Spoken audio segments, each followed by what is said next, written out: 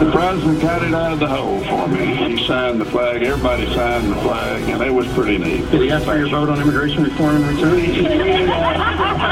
Actually, I told him since I'd made a hole in one, he ought to give us everything we want on entitlement reform. Republican Senator Saxby Chambliss hit a hole in one with President Obama this week. So will a little golf and Washington gridlock?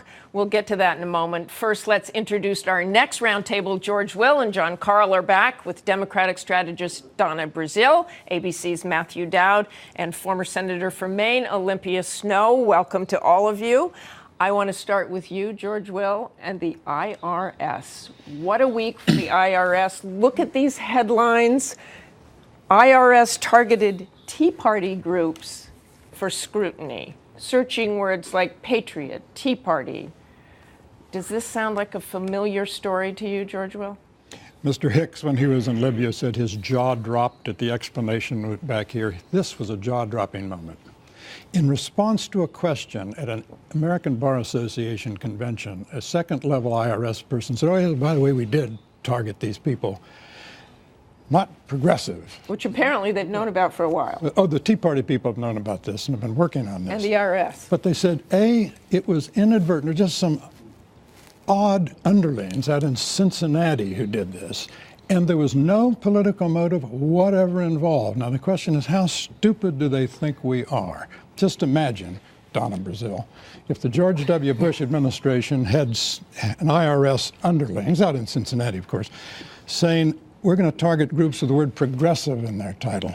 We would have all hell breaking loose. May I read you something from an ancient document? Yes, you may. I would be surprised if you didn't. This is the 40th anniversary of the Watergate summer here in Washington. He has, through his subordinates and agents, endeavored to cause, in violation of the constitutional rights of citizens, income tax audits or other income tax investigations to be initiated or conducted in a discriminatory manner. Section 1, Article 2, the impeachment articles of Richard Nixon. Over to you, Donna Brazile. I think it would be irresponsible to start talking about impeachment over this, but yet I believe the IG for Tax Administration will release a report this week. There's already been some leaked documents. Clearly, there was some incompetence at some level of bureaucrats looking into all of these applications, coming in a rush after Citizens United to see whether or not they were legitimate organizations with the word Tea Party or patriot in it. Yeah, they are progressive patriots as well. But the truth is that this was something that should have been revealed, should have been told. There were numerous congressional hearings. No one came forth. This IRS official, Ms. Lerner, put it out there. Now let's see what the investigation Why will wasn't hold. it revealed long ago? Well, apparently they've known about it. It's amazing, and we know that IRS leadership, at least I am told, in Washington knew about this last year, and yet the commissioner of the IRS testified that he had no idea and no information that this was going on. But I think that given what George has just said, you better get ready for your audit. I think, the IRS commissioner was a Republican appointed by Bush, who, his term expired in November. There's a vacancy currently at the IRS in terms of the head of the IRS. Senator Snowe, does this go away? No, it doesn't until it's resolved and get to the heart of the matter. Because, the IRS obviously has sweeping powers. And the fact that it had gone on so long, it wasn't disclosed or revealed in any way, and it actually was denied. When the former commissioner came... He testified and said, no, we're not. He specifically asked. And many attempts by members of Congress to raise these issues that they were specifically targeted. And they said no. You're smiling, Matt. Well, because I think this because you know you're not going to get audited. Well, then go for it. Yeah. I mean, I don't have enough for them to mess with anyway. Everything about this is so typical Washington and so typical partisan on each side of this. There's a great quote by Napoleon who says, never ascribe to malice that which can be easily attributed to incompetence. And every time something like this happens, and I'm not saying there's not stuff involved in here that has to be explained and all that, and Benghazi to me is another example, is we jump to scandal long before we settle on stupidity. And each of these, there's things involved, they shouldn't have done certain things, but I'm amazed at a situation where there's constant, especially on the Republican and conservative side of this, who constantly say, government's incompetent, government can't do anything, they don't know what they're doing, but oh, by the way, if Barack Obama wants to make it work badly on their behalf, they can do it really well and really effectively. Which is a perfect transition to what kind of week we've had. We saw the hole-in-one with Saxby Chambliss. We saw him out there with President Obama. I want to start with you, Senator Snowe, on this. You are the author of the book Fighting for Common Ground. You say the Senate was no longer a legislative body where the key issues facing the country could be resolved. The Senate as a whole simply was not doing the job granted to it under the Constitution. First of all, it caused you to leave the Senate, and what can we do about the problems we're having now? Well, I left Does the a hole-in-one make a difference? To some it probably really does, for golfers. But I think it's important for the president to build those relationships, I should say. But I decided to take my fight outside of the Senate. I wasn't leaving the fight, but rather taking a different direction on the outside to affirm people's views. One, about the disturbing partisanship and polarization that exists in the Congress. The only way we're going to change it is placing a premium and value on bipartisanship and compelling people to come together. And that means providing a political reward. And through the Bipartisan Policy Center, where I'm a senior fellow, we're launching tomorrow a Common Ground project in conjunction with Citizens for Political Reform, so it can serve as a catalyst for real-time involvement, drawing people into the process and making and holding members of Congress accountable for reaching agreement and common ground options. Do you see that working, George Will? No, and I'm not sure I want it to work. I think Senator Snowe on that side of the table and I on this side represent a fundamental divide for 230-some years in this country. There are those. I'm not that old. Maybe combined with the whole table. Stay here a little while longer. I think Senator Snowe wishes the American people were less cynical about Washington and more trusting. With regard to our last topic of the IRS, I wish Americans were less trusting of government than they are. We wouldn't have the large, sprawling government, which by its very size guarantees the kind of gridlock that Senator Snowe dislikes. Let's take a leap forward here in our last topic here. 2016. We certainly heard about Benghazi. This weekend we had Senator Rand Paul in Iowa. We had Louisiana Governor Bobby Jindal in New Hampshire. And this we heard from Governor Chris Christie. Yes. I did this for myself, my wife, and my children. And unlike some of you, they will still pay attention to me whether I run for president or not. I'm rooting for him. You buy that one, Matt? Well, You've run presidential the timing of campaigns. this is awful curious because I don't think he gained weight after he became governor of New Jersey and then decided it's time to lose weight.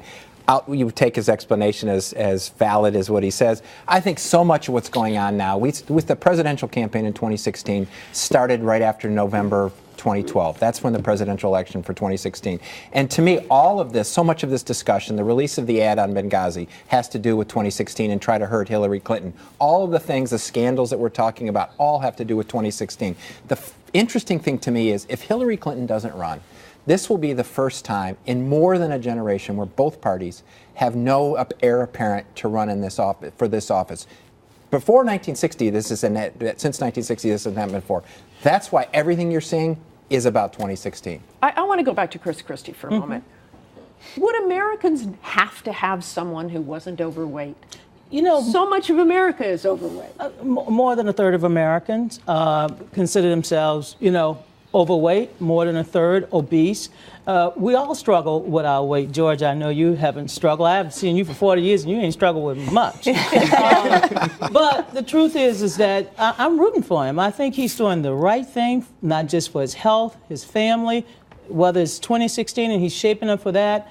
It humanizes him, but it also gives him an opportunity to share with the American people, like Bill Clinton, when he ran for president, who was struggling with his weight. He was one happy meal away from, being overweight. Mike Huckabee, who struggled with his weight. This will give him an opportunity to talk to the American people about a subject that we should all talk about, our own health. John Carl, is Hillary hurt? Well, look, the Republicans are already treating Hillary like she is the Democratic nominee in 2016. And Joe Biden's having a great time for himself.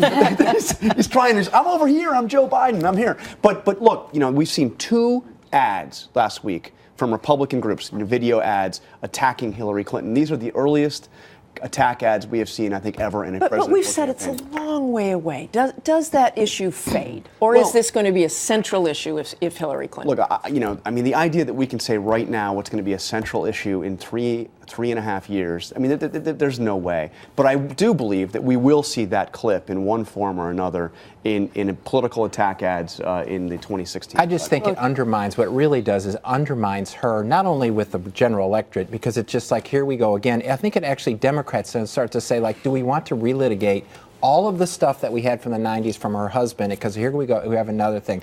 The only thing I counsel is Republicans better be careful what they wish for.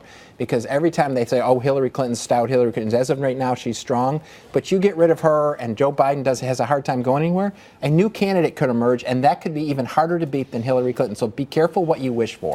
And Martha, I just would say on this whole issue regarding Hillary and, of course, on Benghazi, is that Republicans could overplay their hand. We can't be viewed as doing this for political reasons, but rather trying to get at the truth. This should be a bipartisan effort on both sides, frankly. Both Democrats and Republicans ought to get to the heart of the matter, what transpired in Benghazi, why were there serious lapse in security, and measures were not put in place, and to respond to those issues. I want to very quickly here at the end, we just have a couple of minutes, talk about this week's hearings on military sexual assault. It is an unbelievable problem, and I'm just going to say right now, I've heard for 20 years officials at the Pentagon say that have zero tolerance for this, and it's worse than ever. Matt, you have a son who served. I had a son who served in the Army and who was in Iraq for almost 18 months. It's a problem, and it's a systematic problem. He talks about it. He talks about it. He talked about it. It goes on all the time. To me, on today's Mother's Day, and happy Mother's Day to you, Martha, and all the other mothers.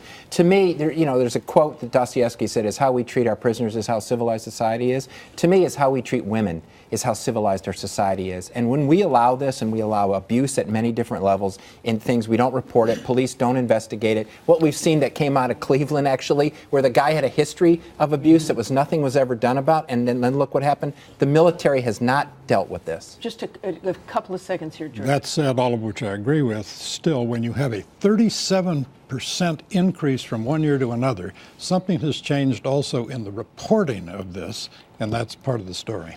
Martha, you also got to look at alcohol, I think. I think that's something else that you have to look at, and whether that is a contributing factor, and I'm sure they'll look at that as they go forward and try to finally fix this problem. Senator Snowe is sticking around to answer your questions for our Web Extra.